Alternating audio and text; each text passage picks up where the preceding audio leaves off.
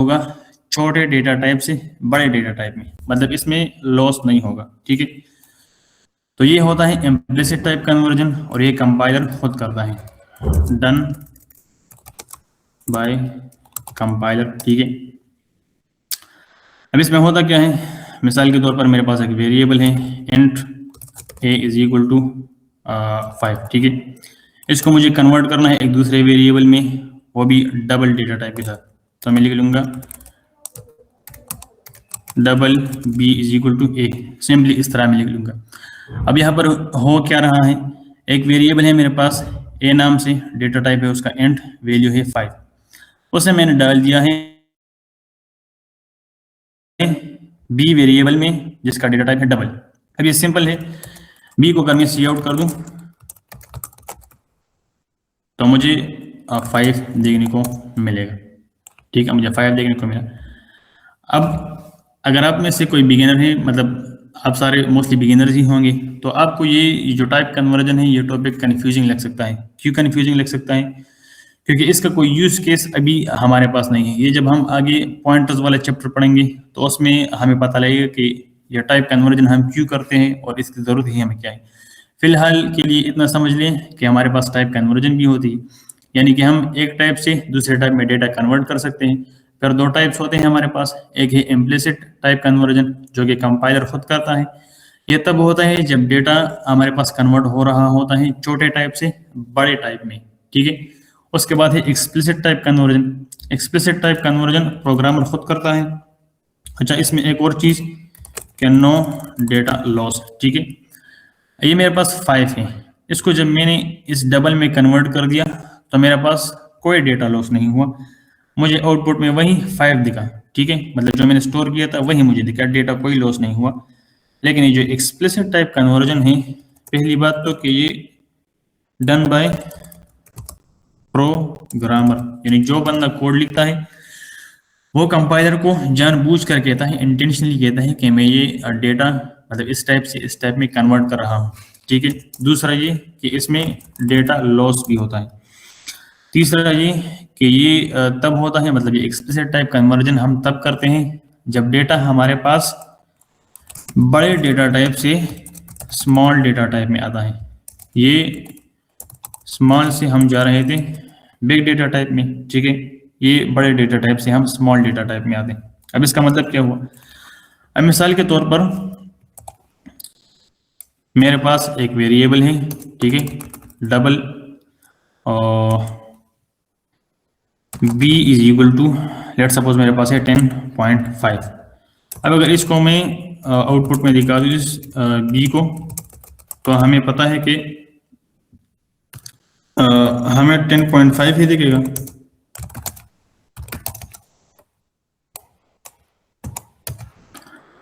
ठीक है, हमें 10.5 दिखा। ठीक हो गया। अब मैं इसको कन्वर्ट करना चाहता हूं इंट में। ठीक है, तो वो मैं किस तरह करूंगा, मैं एक वेरिएबल बनाऊंगा इंट, उसका नाम लिखूंगा ए, उसमें ये बी जब डालूंगा तो इसको मुझे कंपाइलर को बताना पड़ेगा एक्सप्लिसिटली कि मैं कन्वर्ट कर रहा हूँ। अब कंपाइलर को बताऊंगा किस तरह, उसका तरीका ये है कि पहले तो मैं लिखूँ स्टैटिक केस्ट। ठीक है, जब मैंने स्टैटिक केस लिखा उसके बाद ये वाले ब्रैकेट्स, मतलब ये लेस देन और ग्रेटर देन वाला साइन, उसके बाद फिर ये ब्रैकेट। ठीक है, मैंने ये लिख दिया। अब यहाँ पर मैं वो लिखूंगा जिस डेटा टाइप में मुझे कन्वर्ट करना है। ठीक है, मतलब ये डबल है मेरे पास, इसको मुझे कन्वर्ट करना है इंटीजर में, तो मैं यहाँ पे लिख दूंगा इंट। मैंने इंट लिख दिया। अब मुझे किस चीज को कन्वर्ट करना है, उस वेरिएबल का नाम लिखूंगा बी। ठीक है,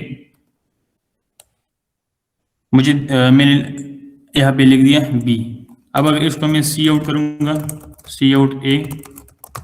ठीक है, मैंने एक वेरिएबल लिया इंट डेटा टाइप से, उसका नाम है ए, उसमें मैंने क्या स्टोर किया, स्टैटिकली कन्वर्ट कर दिया इंटीजर में, किस चीज को, बी को। ये जो बी की जो वैल्यू थी ये 10.5, इसको मैंने कन्वर्ट कर दिया इंटीजर में और इस इंट वाले डेटा टाइप के वेरिएबल में स्टोर कर दिया। अब अगर मैं ए को प्रिंट करूं तो मुझे दिख गया ये 10। ठीक है, यहाँ पर हमने स्टोर किया था 10.5, लेकिन वहाँ पे मुझे दिख गया 10, तो इसमें तो डेटा लॉस हो गया। तो फिर वही बात कि हम ये करते हैं क्योंकि इसका हमें फ़ायदा क्या है, हमारा तो डेटा लॉस हो गया। तो जिस तरह मैंने कहा कि इसका यूज़ केस हमें आगे जाके पता चलेगा पॉइंटर्स वाले चैप्टर में, और ये जो इम्प्लिसिट और एक्सप्लिसिट टाइप कन्वर्जन हैं, इनमें फ़र्क ये है कि इसमें हमारे पास कोई डेटा लॉस नहीं होता, ठीक है, ये कंपाइलर खुद करता है। ये जब हम इंटीजर से लेट सपोज कन्वर्ट करते हैं, इंटीजर से कन्वर्ट करते हैं डबल में, ठीक है, और ये एक्सप्लिसिट टाइप कन्वर्जन जो है ये प्रोग्रामर खुद करता है। मतलब हमें तो पता है, हमने जैसे देखा कि डेटा तो लॉस होगा, जब हम इसे डबल से कन्वर्ट करेंगे इंट में तो डेटा तो लॉस होगा, 10.5 बन गया 10। हमें पता है कि डेटा लॉस होगा, लेकिन फिर भी हमें कोई ना कोई ज़रूरत थी तभी हमने कन्वर्ट किया है। तो यानी यहाँ पे प्रोग्रामर को पता है, वो कंपाइलर को बता रहा है कि मुझे पता है कि मेरा डेटा लॉस होगा, लेकिन फिर भी तुम इसको कन्वर्ट कर दो। दूसरा है कि इसमें डेटा लॉस हुआ, जैसा मैंने बताया। फिर ये कि ये तब होता है जब हम डबल से यानी बड़े डेटा टाइप से स्मॉल डेटा टाइप में कन्वर्ट करते हैं, मतलब बिग से स्मॉल में कन्वर्ट करते हैं। इसके एग्जाम्पल भी हमने देखा। अब फिर मैं दोबारा बता रहा हूँ आखिरी बार कि ये वाला जो टॉपिक है type conversion, as a beginner ये आपको कन्फ्यूजिंग लग सकता है, आपको समझ भी नहीं आएगी, आप इसकी प्रैक्टिस भी नहीं करेंगे। क्यों? क्योंकि इसका यूज केस हमें यहाँ पे फिलहाल पता नहीं है, ये फिर इंशाल्लाह हम आगे देखेंगे। अब आज का जो एक्चुअल टॉपिक है हमारा, जो काफ़ी इंटरेस्टिंग भी होने वाला है, जो काफ़ी यूजफुल भी है हमारे लिए, वो है इफ एल्स कंडीशंस। यहाँ पे लिख दूँ इफ एल्स, इफ एल्स। अब ये इफ क्या होता है, एल्स इफ क्या होता है और एल्स क्या होता है, देखिए एग्जाम्पल से समझाता हूँ। अब तक जितने भी हमने कोडिंग की है, मतलब जितने भी हमने टॉपिक्स पढ़े हैं, उसका जो जनरल डेटा फ्लो था वो इस तरह था कि पहले तो हम एक वेरिएबल बनाते हैं, ठीक है, फिर हम यूज़र से कहते हैं कि मुझे एक नंबर चाहिए या तुम कुछ इनपुट कर दो, फिर यूज़र जो भी कुछ इनपुट करेगा हम वो सी इन के ज़रिए उसी वेरिएबल में डाल देंगे जो अभी हमने बनाया था। तो अब जब हमारे पास उस वेरिएबल का जो डेटा है, मतलब जो वैल्यू है उसकी, वो हमारे पास आ गई प्रोग्राम में। अब हम उस डेटा के साथ कुछ प्लस माइनस करके, मतलब कैलकुलेशंस जो भी हमें करना है वो हम कर लेंगे। उसके बाद हमें वो सी आउट करना है, वो यूजर को दिखाना है, ठीक है। ये सिंपल वर्क फ्लो था अभी तक हमारे पास। लेकिन मैं चाहता हूं कि यूजर से कहूं कि वैल्यू एंटर कर दो, और यूजर जो वैल्यू एंटर करेगा उसकी बिना पर ही मैं उसे आउटपुट दिखाऊंगा। अब मिसाल के तौर पर आप इंस्टाग्राम, जो मोस्ट कॉमन सॉफ्ट ऐप है आजकल वो है इंस्टाग्राम।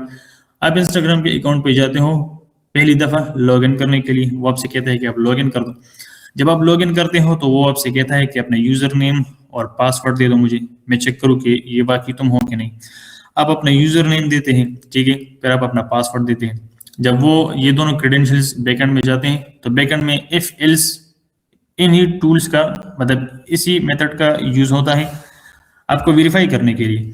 पहले चेक होता है कि ये जो यूज़र नेम पुट किया है या ये जो ईमेल पुट किया है ये हमारे पास डेटाबेस में है या नहीं, मतलब ये अकाउंट हमारे पास अवेलेबल है या नहीं, इंस्टाग्राम वाले चेक करते हैं। अब दो रास्ते हैं, या तो आप उनके पास रजिस्टर है, मतलब आपका अकाउंट इंस्टाग्राम का है, जो आपने ईमेल एंटर किया है इस ईमेल पे अकाउंट बना हुआ है, या फिर दूसरा पॉसिबिलिटी हो सकती है कि अकाउंट नहीं बना हुआ। अगर अकाउंट नहीं बना हुआ तो वो सिंपली आपको दिखा देंगे कि यूज़र नॉट फाउंड, या इस नंबर या इस ईमेल पे अकाउंट नहीं है, ठीक है। या फिर अगर आपका अकाउंट बना हुआ है तो फिर वो आपका पासवर्ड चेक करेंगे। जो पासवर्ड आपने एंटर किया है तो वो चेक करेंगे कि ये जो पासवर्ड है ये इसी ईमेल के साथ अटैच है, मतलब ये हमारे पास इसी ईमेल के साथ स्टोर है, ये इसी यूज़र का है या नहीं। तब भी दो पॉसिबिलिटीज हमारे साथ हो सकती हैं, या तो पासवर्ड आपने सही दिया होगा या फिर आपने पासवर्ड गलत दिया है। जब आपने पासवर्ड गलत दिया है तो फिर आपको दिखाते हैं स्क्रीन पे कि password is incorrect, try again, ठीक है। लेकिन अगर आपका पासवर्ड सही है तो मतलब यूजर नेम भी आपका है, ईमेल भी आपका है और पासवर्ड भी आपका है, ठीक है, मतलब आप वही यूजर हैं, ठीक है। तो आपको रिडायरेक्ट कर दिया जाता है जो आपका होम स्क्रीन होता है या फिर प्रोफाइल पेज होता है, ठीक है। तो ये सब कहने का मतलब ये था कि इफ एल्स के जरिए हम यूजर के दिए गए इनपुट के मुताबिक उसे डिफरेंट आउटपुट्स दिखा सकते हैं। अब ये किस तरह होगा, अब मिसाल के तौर पर अभी के लिए हम यूजर से कोई इनपुट नहीं लेते, हम अपना ही वेरिएबल इनिशियलाइज करते हैं, उसमें पहले से ही कोई वैल्यू डाल देते हैं। समझने के लिए एक वेरिएबल में इनिशियलाइज करता हूँ कि इंट जो नम है मेरे साथ, मतलब नंबर है, आप पूरा नाम भी लिख सकते हैं लेकिन मैंने शॉर्ट लिख दिया। एक नम है मेरे साथ, उसकी वैल्यू है 10, ठीक है। अब मुझे तो पता है कि इसकी वैल्यू है 10, अभी के लिए मुझे पता है कि इसकी वैल्यू है 10। आगे जाकर हम यूजर से मतलब हम सी इन के जरिए अपनी वैल्यू पुट करेंगे, फिर उसके मुताबिक आउटपुट निकलवाएंगे।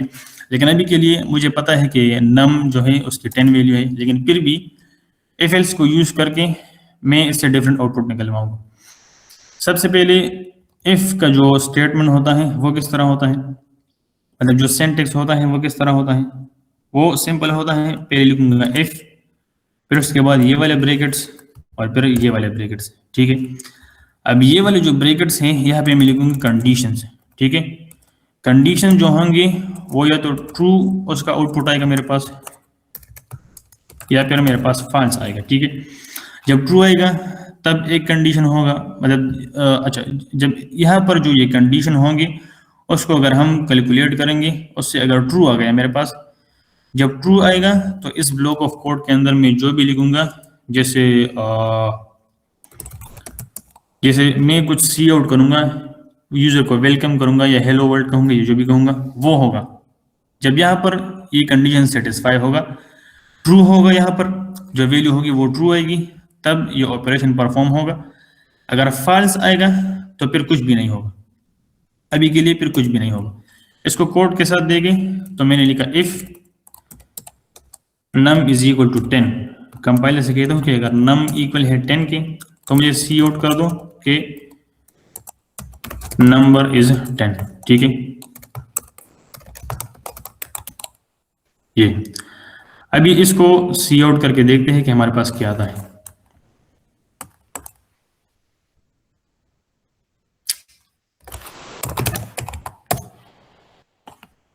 देखिए हमारे पास आया कि नंबर इज 10, लेकिन अगर मैं इस नम की वैल्यू को चेंज कर दूं, लेट्स सपोज मैंने किया 9, तो अब भी ये चेक करेगा कि नम की वैल्यू अगर 10 है तो मुझे नंबर इज 10 देखने को मिलेगा, लेकिन यहाँ पर तो नम की जो वैल्यू है वो 10 नहीं है, तो तब क्या होगा, तब मुझे कुछ भी दिखाई देखने को नहीं मिला। अब ऐसा क्यों हुआ, क्योंकि हमने इसके अलावा कुछ बताया ही नहीं, हमने कंपाइलर को बताया ही नहीं कि नम की वैल्यू जो है तो वो अगर 10 नहीं है तो फिर हमें ये दिखा दो।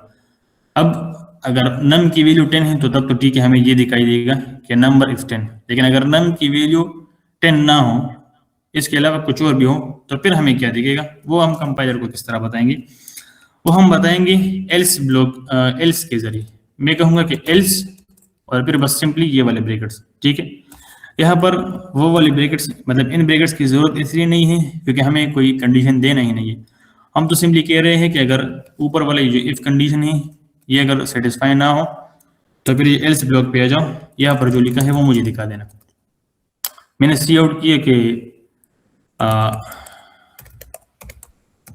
नंबर इज नॉट 10, ठीक है। अब इसको चेक करते हैं, मुझे दिखा कि नंबर इज नॉट 10।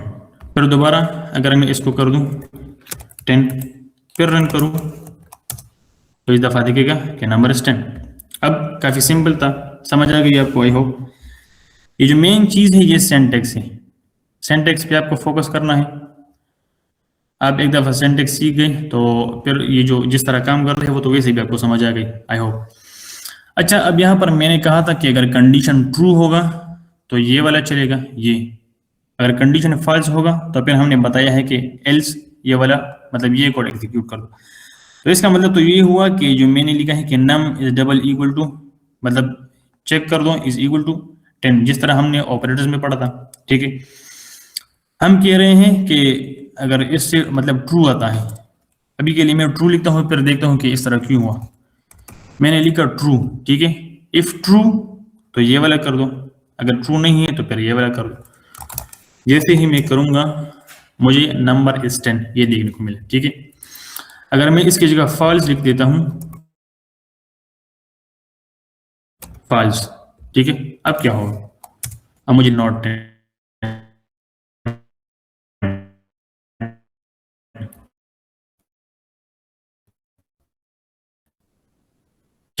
ठीक है। तो लॉजिक आपको समझ में आया। लास्ट क्लास में जब हम पढ़ रहे थे ऑपरेटर्स को, तो वहां पर एक था कंडीशनल ऑपरेटर्स, ठीक है, अगर आपको याद हो कंडीशनल ऑपरेटर्स, उसमें मैंने बताया था कि हमारे पास डिफरेंट टाइप ऑफ ऑपरेटर्स होते हैं, जैसे एक डबल इक्वल टू हो गया, एक था ये वाला नॉट इक्वल टू, ठीक है, एक था हमारे पास ये ये लेस देन, ठीक है, ग्रेटर देन, ये सब थे।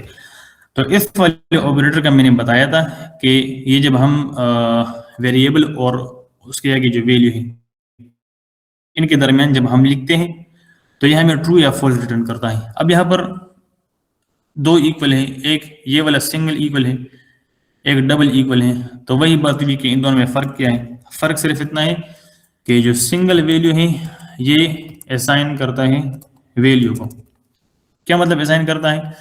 यहाँ पर जो मैंने ये इक्वल लिखा है इसका मतलब मैं ये है कि मैं कंपाइलर को बता रहा हूँ कि ये जो 10 है 10 इसको डाल दो इस नम में।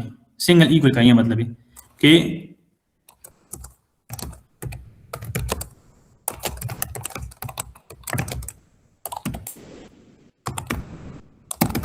ठीक हो गया। अब ये जो डबल इक्वल है मेरे पास, ये जो डबल इक्वल है ये कंपैरिजन के काम आता है, ठीक है,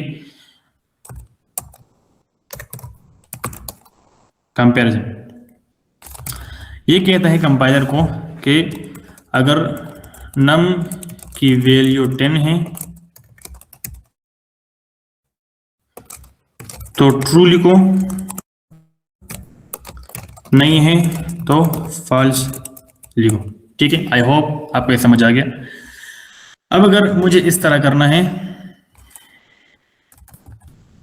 या फिर भाई ठीक, अब अगर मुझे इस तरह करना है कि मैं कंपाइलर से कहता हूं कि अगर n की वैल्यू 10 है तो ये दे दो, ठीक है, या तो समझ आ गया। फिर मैंने कहा कि अगर 10 नहीं है तो फिर ये दे दो, ठीक है।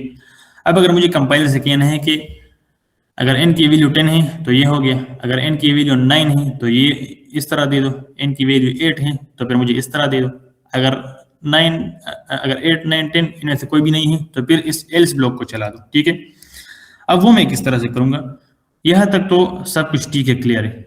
अब उसके लिए मुझे यूज करना होगा एल्स इफ को, ठीक है।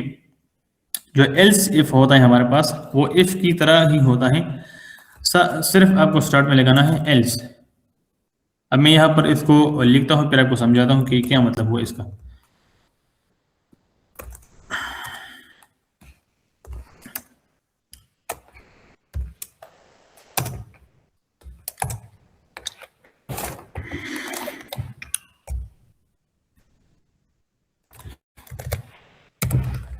ये अब इस कोड को देखे पहले मैं कंपाइलर से कहता हूँ कि n की वैल्यू 10 होगी तो ये दे देना, अगर n की वैल्यू 10 नहीं है तो फिर नीचे आ जाओ और इस एल्स इफ में देखो, अगर n की वैल्यू 9 है तो फिर मुझे बता दो कि n इज 9। फिर अगर 9 भी नहीं है तो फिर नीचे आ जाओ सी आउट में मुझे बता देना कि नंबर इज नॉट 10, ठीक है। अब ये तो हमने रन किया था। अब इसको मैं लेट सपोज 9 कर देता हूँ, ठीक है। तो मुझे मेरे पास आया कि नंबर इज 9। अब अगर मैं पुट कर दूं 8 को तो मतलब या तो ये वाला कोड, ये ना तो ये वाला कोड चलेगा और ना ही ये वाला कोड चलेगा, नीचे आएगा एल्स के पास और नंबर इज नॉट 9 और 10 मुझे देखने को मिलेगा। देखें नंबर इज नॉट 9 और 10, बस इस तरह सिंपल है एल्स इफ। ये इफ एल्स इफ और ये एल्स मतलब ये कंडीशंस बस इसी तरह सिंपल है। अब यहाँ पर अगर मुझे कुछ और भी कंडीशंस लगाने हैं, जैसे कि नंबर 10 है तो ये कर दो, 9 है तो ये कर दो, ठीक है। फिर मैं कहता हूँ कि अगर 8 है तो ये कर दो, 7 है तो ये कर दो, वो मैं किस तरह करूंगा। जितने और मुझे कंडीशंस चाहिए बस मैं एल्स इफ ही लगाता जाऊंगा, एल्स इफ ही लगाता जाऊंगा। देखें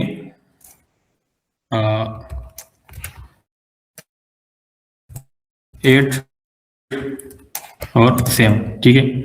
पहले अगर नए नंबर जो है वो 10 है तो ये दिखेगा, 10 नहीं है तो फिर यहाँ पर आएगा, 9 है तो ये दिखेगा, 9 नहीं है तो फिर यहाँ पर आएगा, ठीक है, इस तरह। तो अगर मैं इसको लेट सपोज मैं कर दूँ 8, वही वाला 8, अब अगर रन करूँ तो नंबर इज 8, ठीक हो गया। अब मैं यूजर से वैल्यू लेता हूँ, यानी सी इन और सी आउट, एंटर नंबर, ठीक है, 1 से 10 तक कोई भी वैल्यू एंटर कर दो, ठीक है।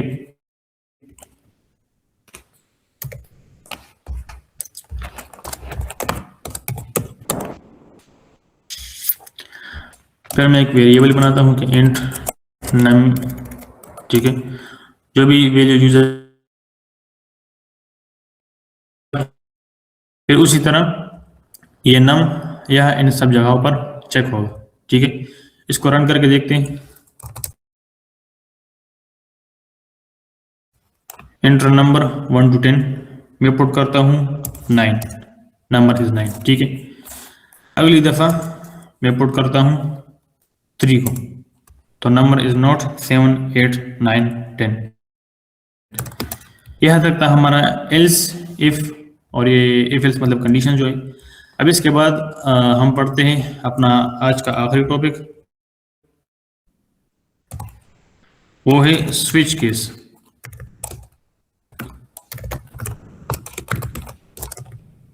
ठीक हो गया। अब जो स्विच केस है हमारे साथ, ये स्विच केस ये बिल्कुल इफ एल्स की तरह ही है। मतलब जिस तरह हम इफ एल्स में कहते हैं कि अगर ये कंडीशन ट्रू दे दी तो ये कर दो, फिर अगर फॉल्स आ जाए तो फिर नीचे आ जाओ और दूसरी कंडीशन चेक करो, यानी एल्स इफ को चेक करो। अगर एल्स इफ मतलब ये वाली कंडीशन चले तो ठीक है, ये वाली कंडीशन चले तो ठीक है, नहीं तो फिर ये वाली चेक कर दो। इनमें से कोई भी ना चले तो फिर ये एल्स मतलब ये वाला कंडीशन मुझे दे दो। अब यही काम हम स्विच केस से भी कर सकते हैं।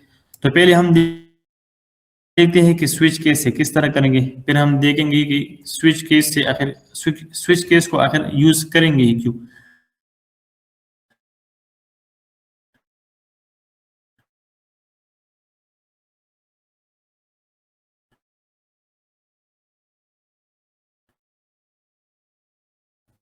मतलब अगर हमारे पास, वो फिर हम बाद में देखते हैं।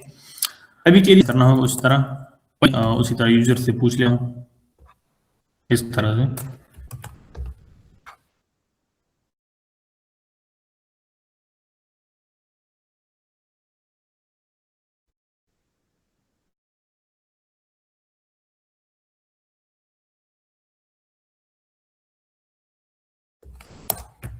बताता हूँ कि यूजर जो भी है आगे इस नम के बेस पर ही कंडीशंस दिखानी है, मतलब आउटपुट्स दिखाने हैं स्विच केस के जरिए। अब स्विच केस को यूज करने का तरीका भी काफी सिंपल है। स्विच याद रहे आपको, जो लोअर केस है मतलब स्मॉल अल्फाबेट से सारे वही यूज कर रहे हैं, क्योंकि पहली क्लास में ही हमने पढ़ा था कि सी प्लस प्लस जो है वो केस सेंसिटिव है। अगर मैं इस तरह अपर लिखूंगा तो मुझे कंपाइलर एरर देगा, मुझे लोअर केस में ही लिखने हैं सारे। मैंने लिखा स्विच, फिर ये वाले ब्रैकेट्स और फिर उसी तरह ये वाले ब्रैकेट्स, ठीक हो गया। अब जो ये वाले ब्रैकेट्स हैं मेरे साथ, यहाँ पर मैं अपने वेरिएबल को पास करूंगा, सिंपल। ऊपर जो हमने इफ एल्स को देखा, तो जो अगर मैंने यहाँ पर लिखा था इफ, मैंने इफ लिखा था, तो इस सर्कल ब्रैकेट्स के अंदर हम कंडीशन चेक करते थे, ट्रू हो तो ये होगा, फॉल्स हो तो फिर ये होगा। लेकिन स्विच केस में यहाँ पर मैं सिर्फ वेरिएबल को पास कर दूंगा, जो कंडीशन चेक होगी वो अंदर यहाँ पर चेक होगी, ठीक है। अब अगर मैं वही एग्जांपल लूं तो मैं कंडीशन को चेक करने के लिए लिखूंगा केस, ठीक है, केस 10।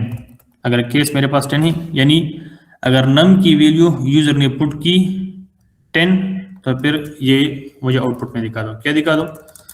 सी आउट और नंबर इज 10, ठीक हो गया, सिंपल। अब अगर इसको मैं रन करूं, एंटर नंबर मैंने पुट किया 10, ठीक है। अब मैं एक और वैल्यू पुट करता हूं जो 10 ना हो, जैसे 1, तो कुछ भी नहीं हुआ। अब यहाँ पर मुझे कुछ भी दिखाई नहीं दिया, वो इसलिए क्योंकि हमने यहाँ पर वो जो एल्स कंडीशन है जहाँ पर जिस तरह इफ एल्स में हमारे साथ एल्स होता था, इस तरह स्विच केस में हमारे साथ डिफॉल्ट होता है। मैं यूज करूंगा डिफॉल्ट कीवर्ड को, डिफॉल्ट, ठीक है, डिफॉल्ट और सी आउट,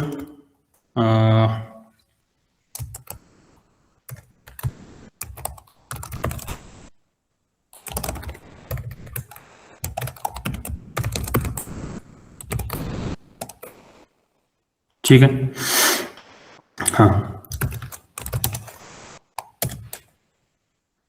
अब मैं पुट करता हूँ 1। जैसे ही मैं 1 पुट करूंगा मेरे पास आएगा नंबर इज नॉट 10। अगर मैं 10 पुट करता हूँ नंबर इज 10 और नंबर इज नॉट 10। अब मेरे पास ये दोनों आ गई। दोनों क्यों आ गई? मुझे तो सिर्फ एक चाहिए था, नंबर इज 10। इस वाली की तो ज़रूरत ही नहीं थी। अब ये इसलिए हुआ क्योंकि जब ये कोड चला, इसने पहले देखा कि नंबर तो 10 है, तो इसने ये रन कर दिया। अब उसके बाद इसे भी रन कर दिया, लेकिन मुझे तो इसे रन नहीं करना, मुझे तो सिर्फ उसे रन करना है, ये वाला। तो इस चीज़ से बचने के लिए मैं आखिर में लिखूंगा ब्रेक। जिसे मैंने ब्रेक लिखा, तो ब्रेक का मतलब यहाँ पे ये है कि तुम चेक कर दो, अगर वैल्यू मेरे पास 10 आई है तो बस सिर्फ ये रन कर दो। उसके बाद ब्रेक मतलब इस स्विच केस से, मतलब इस पूरे ये जो ऑपरेशन है इससे बाहर निकलो, और फिर बाद में अगर यहाँ पर कोई सी आउट है, कोई रिटर्न है, तो फिर वो कर दो, ठीक है। अब अगर मैं इसको चेक करूंगा, मैं पुट करता हूँ 10, मेरे पास नंबर इज 10 आ गया। इस दफ़ा वो डिफॉल्ट वाला नहीं आया मेरे पास, ये नंबर इज नॉट, ये नहीं आया। अब अगर एक मैं नॉन 10 मतलब ऐसी वैल्यू दूँ जो कि 10 नहीं है, 1, तो बिल्कुल करेक्ट, सक्सेसफुली रन हो गया, ठीक है। अब अगर उसी तरह मुझे ये चेक करना है कि अगर नंबर 9 है मेरे पास, केस 9,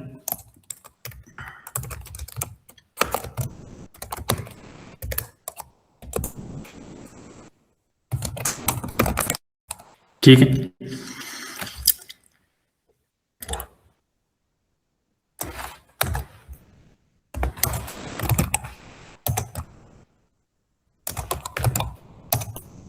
ये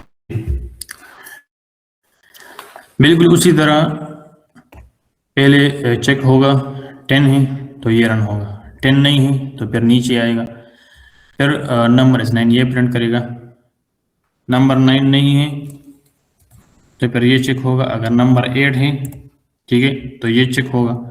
अगर नंबर 8 भी नहीं है, मतलब ना 10 है, ना 9 है, ना 8 है, तो फिर ये नंबर इज नॉट 8, 9 और 10, ये होगा मेरे पास, ठीक है। इसको मैं रन करूं, एंटर नंबर, मैं पुट करता हूं 8, नंबर इज 8। इसको रन करूं, 9 पुट किया, नंबर इज 9, 1, तो नंबर इज नॉट 8, 9 और 10। तो आज की क्लास हमारी यही तक थी। आज हमने 3 टॉपिक्स पढ़े, टाइप कन्वर्जन, कंडीशनल्स और स्विच केस। टाइप कन्वर्जन का मैं फिर से बता रहा हूँ कि एज ए बिगिनर ये आपको कन्फ्यूजन लगेगा, और आपको इसके यूज केस जो हैं वो हम आगे पॉइंटर्स वाले चैप्टर में पढ़ेंगे। फिर हमने पढ़ा इफ एल्स कंडीशंस को, यानी हम यूजर के इनपुट के बेस पर ही अलग अलग आउटपुट दिखा सकते हैं। फिर हमने पढ़ा स्विच केस को, हमने देखा कि जो काम हम इफ एल्स से करा सकते हैं वही काम हम स्विच केस से ही करा सकते हैं, ठीक है। अब स्विच केस को यूज ही क्यों करें अगर हमारे पास ऑलरेडी इफ एल्स है? तो इफ एल्स का यूज हम तब करते हैं जब हमारे पास 2-3 कंडीशन ही हो, यानी अगर ऐसा है तो ये आउटपुट दिखा दो, अगर फिर ऐसा है मतलब ऊपर वाली कंडीशन ठीक नहीं है तो फिर ये वाला मुझे दिखा दो। जैसे इंस्टाग्राम में चेक होता है कि अगर यही यूजर नेम है और यही पासवर्ड है तो ये मतलब यूजर को रिडायरेक्ट कर दो होम पेज पे, ये यूजर वेरीफाइड हो गया। अगर पासवर्ड या यूजर नेम गलत है तो उसे बस दिखा दो कि यूजर नेम और password is incorrect, try again. If else में इतना ही होता है। लेकिन अगर मेरे पास ज़्यादा कंडीशंस है और मैं चाहता हूं कि मेरा प्रोग्राम जो है वो क्लीन भी दिखे यानी रीडेबल भी हो, तो फिर मैं स्विच केस को यूज करूंगा। जैसे अगर मुझे कोई ऐसा प्रोग्राम बनाना है कि उसमें यूजर नंबर पुट करे 1 से 7 तक, और उस नंबर के बेस पर ही मैं बता सकूं कि ये कौन सा डे है, यानी अगर यूजर पुट करता है 1 तो मतलब मंडे, 2 पुट करता है तो ट्यूसडे, 7 पुट करता है तो मतलब संडे। अगर इस तरह कोई प्रोग्राम मुझे बनाना है तो फिर मैं स्विच केस का यूज करूंगा। लेकिन रियल लाइफ में, रियल लाइफ सिनेरियोज में स्विच केस का यूज उतना नहीं होता। हर जगह पर ये जो इफ एल्स है, कंडीशनल्स, इफ एल्स कंडीशंस का ही यूज होता है। अब आपका होमवर्क, ये जो क्वेश्चन नंबर 2 है इसको अभी के लिए इग्नोर कर दें, ठीक है। ये फिर हम कल और चीजें डिस्कस करेंगे तो तब ये होमवर्क आपको दिया जाएगा। अभी के लिए आपने इफ एल्स और सी इन सी आउट का यूज करना है और ये वाला क्वेश्चन सॉल्व करना है कि आपने यूजर से एक नंबर लेना है। आप चाहे यूजर से नंबर लेते हैं या पहले से कोई वेरिएबल इनिशियलाइज करते हैं, आपकी मर्जी, लेकिन बेहतर ये है कि आप यूजर से नंबर लें ताकि आप सी इन को भी यूज करें, सी आउट को भी यूज करें, ठीक है। आपने एक नंबर लेना है, फिर उसके बाद आपने चेक करना है कि यह नंबर नेगेटिव है या पॉजिटिव है या जीरो है। अब ये किस तरह होगा, मतलब इसका लॉजिक किस तरह होगा, ये मैं आपको समझाता हूँ जल्दी।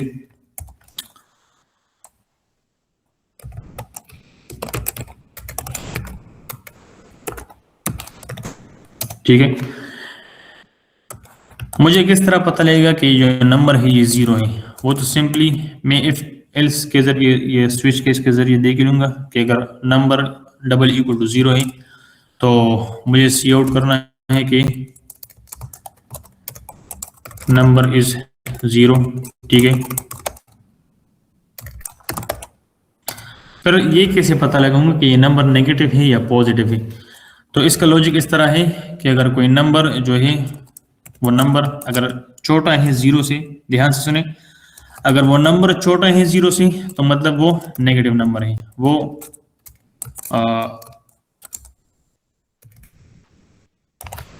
जीरो से अगर छोटा है तो वो -1 हो सकता है, ठीक है, -2 हो सकता है, तो ये एक नेगेटिव नंबर है। पॉजिटिव नंबर का बिल्कुल उसी तरह, अगर वो नंबर ग्रेटर देन जीरो है तो मतलब वो पॉजिटिव है, वो 1 हो सकता है, 2 हो सकता है, ठीक है। तो यहाँ तक हमारा क्लास एंड होता है। अब आपको अगर कोई क्वेश्चन पूछना है तो वो पूछ ले।